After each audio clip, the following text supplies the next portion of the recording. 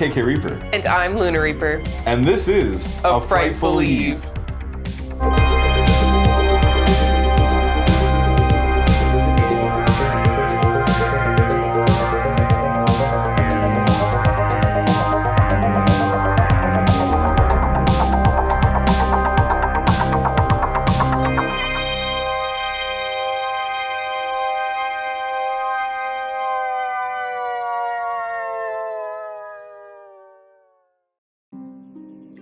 This evening, we will be reviewing Founders Day, about a series of ominous murders that rock a small town just days before a heated mayoral election. As accusations fly, and the threat of a mass killer darkens every corner, residents must race against time to uncover the truth. But first, the horror news.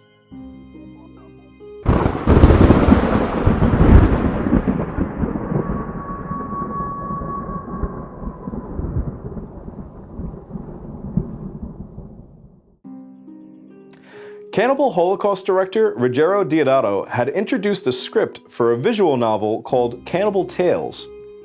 The demo of this interactive horror, created by Fantastico Studio, will be available on Steam on January 29th, kicking off the platform's Storytellers Festival event. The first entry of this three-part story, The Interview, sees journalist Helena, determined to partner with a newspaper team, pursuing a mystery surrounding Noah, a young survivor of a metropolitan cannibal known as Price.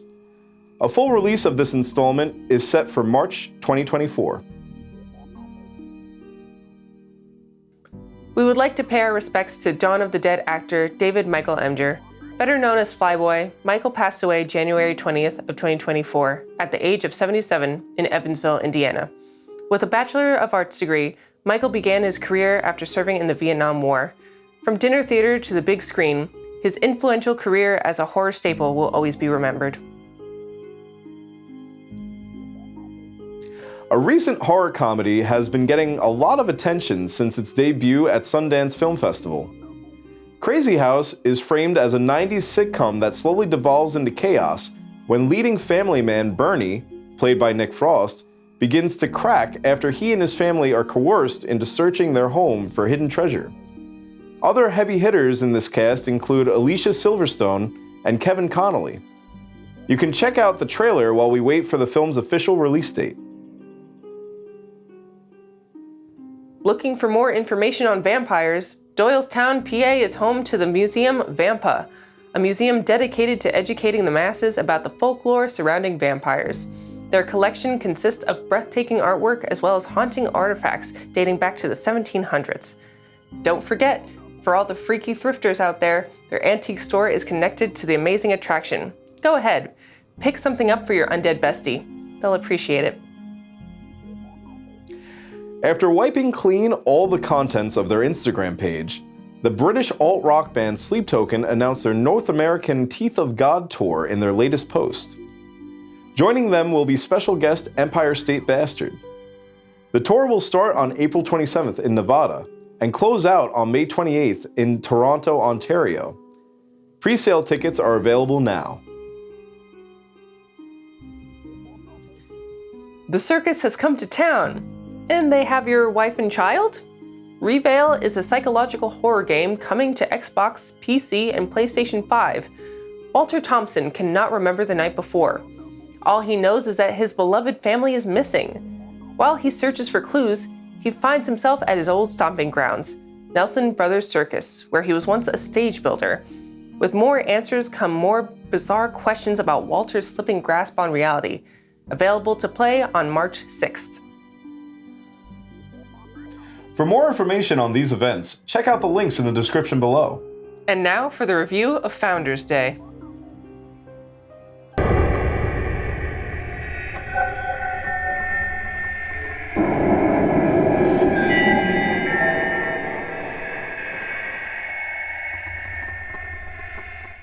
So Founders Day was unfortunately a fairly rough start to the new year. Yes, I think it was unfortunately poorly timed after how much we enjoyed Thanksgiving. Yeah, you know. And Thanksgiving was pretty much the send-off of 2023. Yes.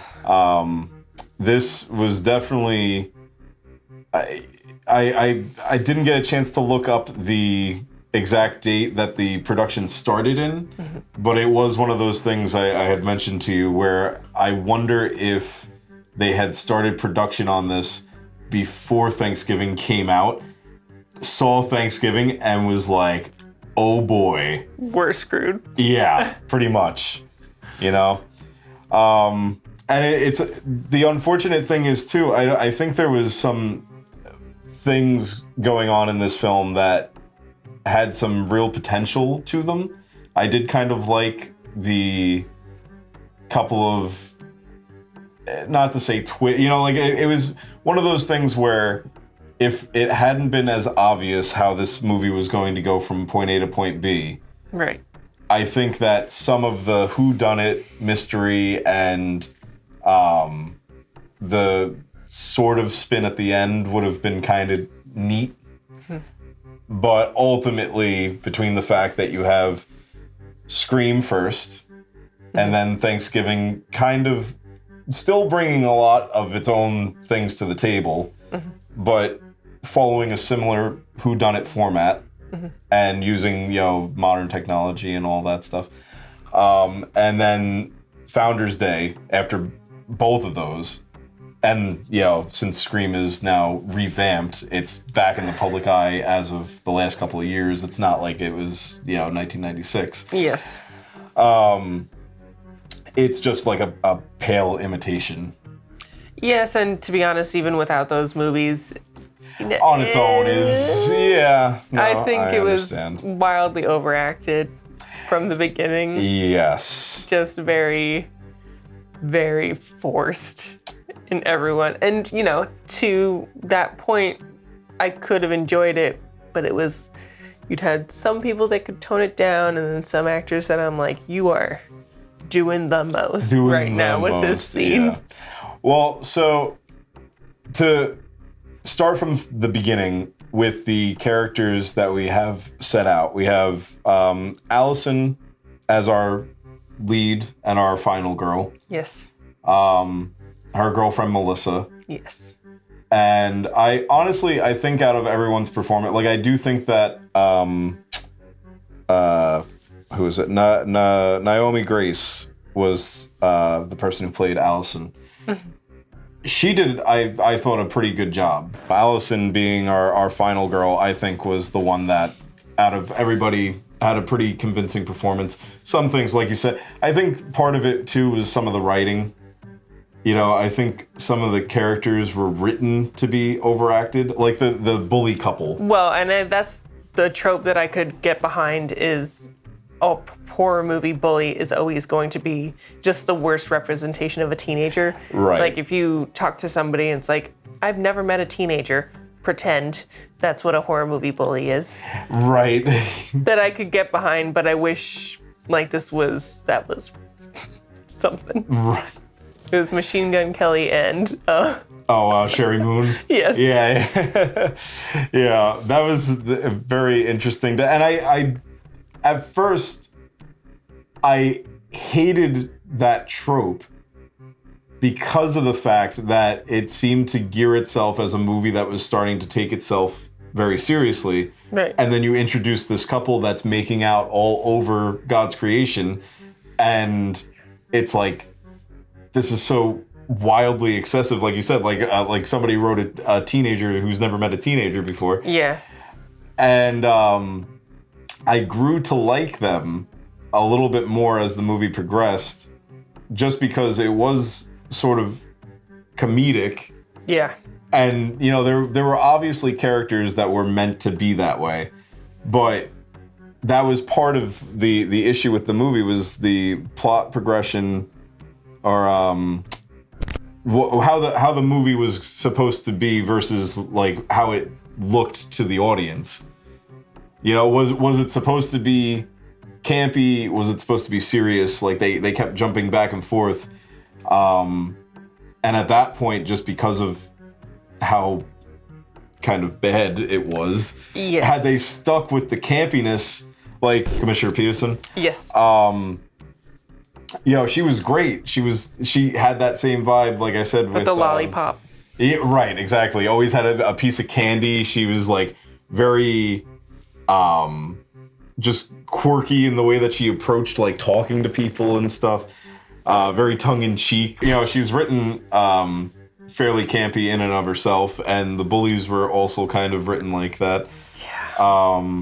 You know, if it had stuck to that, just because on the premise that it was as bad as it was, it probably would have ended up being like a so bad it's good kind of horror film. That's why I think what broke this movie was there was a refusal of committing to the bit. Right. It was wishy-washy. Like it didn't have faith in its own concept. In its own concept, and it's just got very serious than not.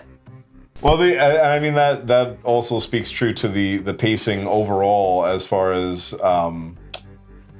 you know, there was a clear linear thought about how this was going to go with the whole whodunit and trying to keep you guessing as far as how many people were involved with the killings and all that. And it seemed to jump around a lot where that linear plot line kind of gets lost in translation a little bit.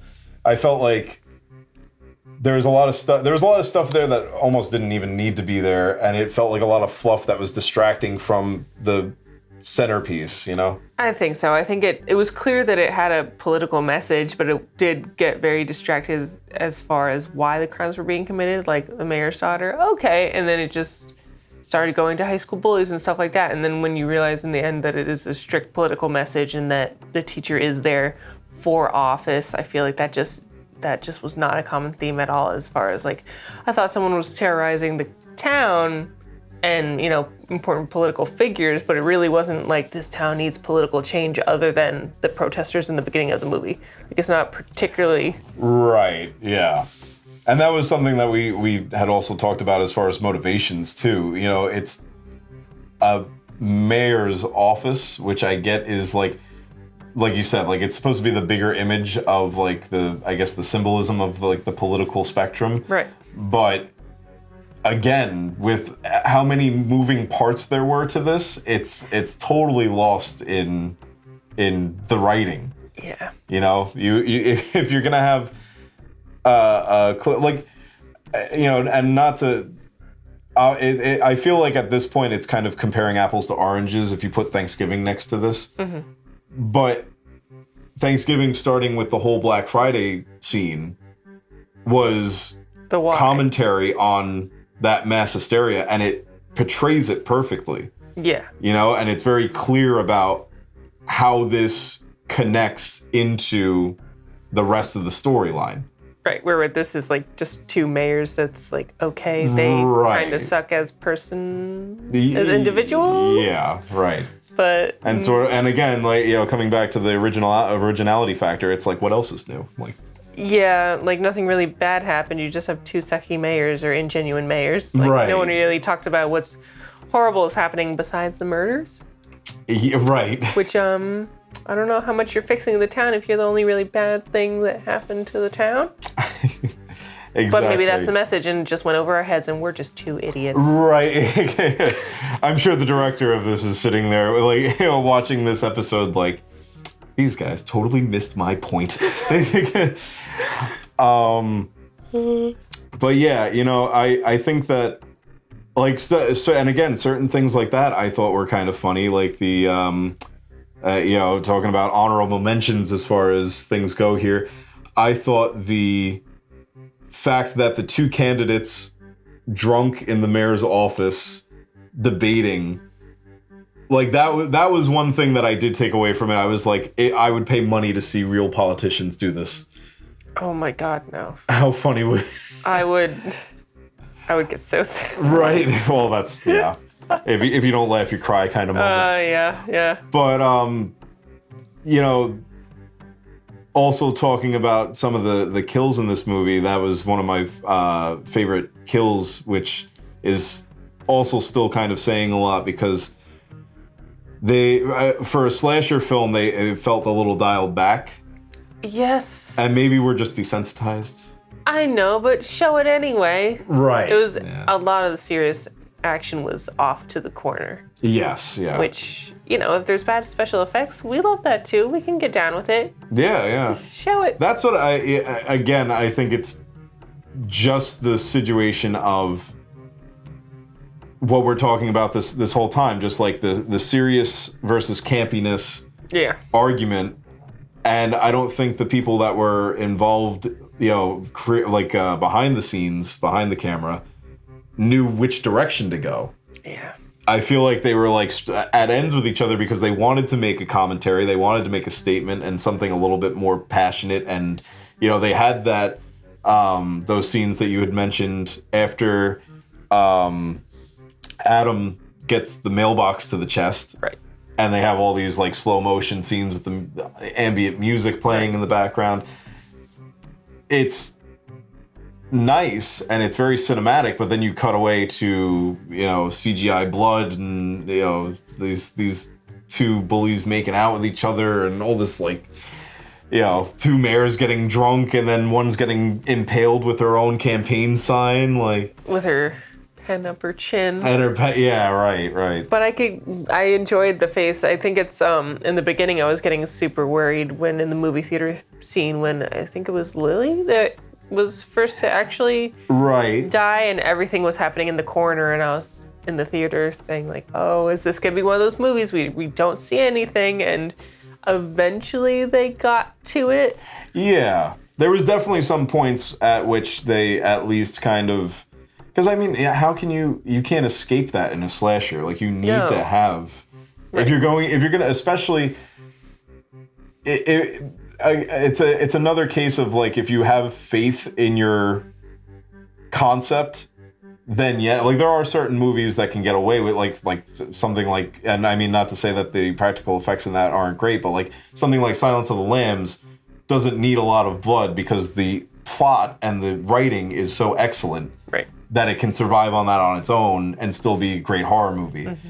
If you're gonna make a masked slasher movie that's a rehash of all these whodunit murder mystery movies, it's got to have some creative kills. It's got to have something of substance that kind of pops. Yeah, that impaling of the forehead was... Oh, yeah, And it's something that was one of those moments, too, where I was watching her run into the gym, from the classroom into the gym, and I was this is almost verbatim, this is almost copyright infringement level at this point. Eli Roth could, if he wanted to, kind of come down and be "Where's my money?" Right. Not that he, not that I think he needs that, but they all want it. Right. Some of it was a little bit of a letdown. The honorable mentions of the couple of kills that were good. I think the other mayor or the other running person, Harold.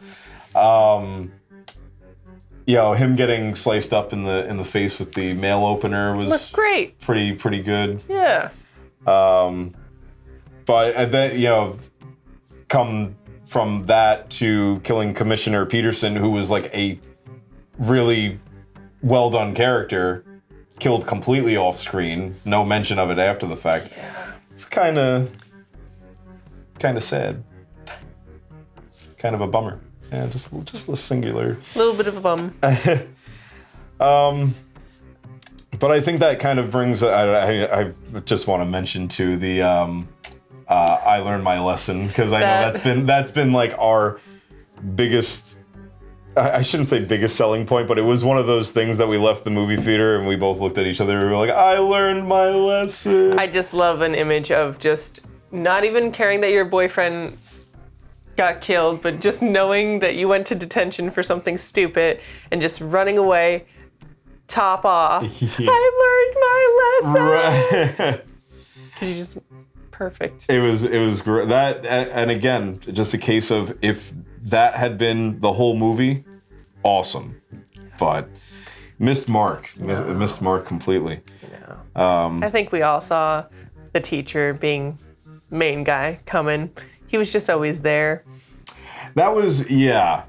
And it one of the cases of even the intro when Melissa gets thrown over the edge. Mm-hmm.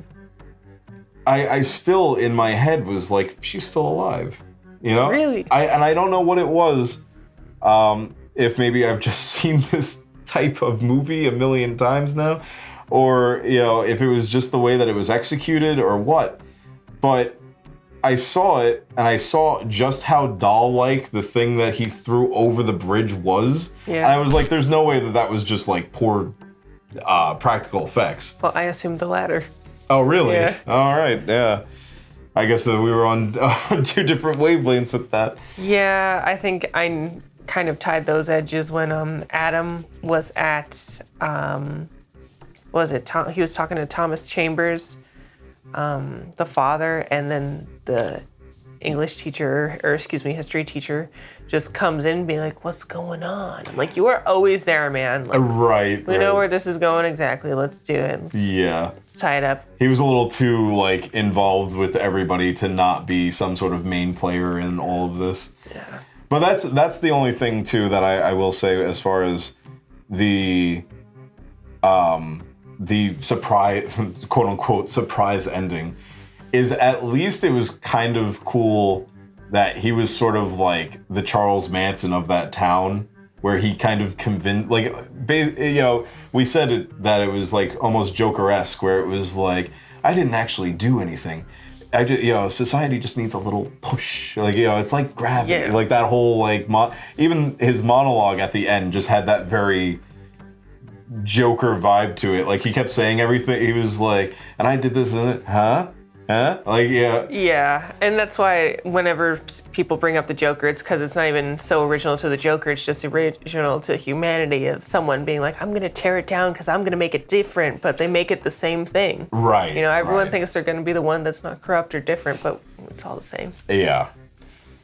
And that I think, too, the whole ending sequence after the fact, after the aftermath of Melissa gets chopped in the jugular, and you know, Allison becomes like president of some debate club or something like that. Some type of chairholder. Right. And Mr. Jackson becomes the mayor ultimately because Allison keeps his secret and all that. So he's just a concerned neighbor. Yes.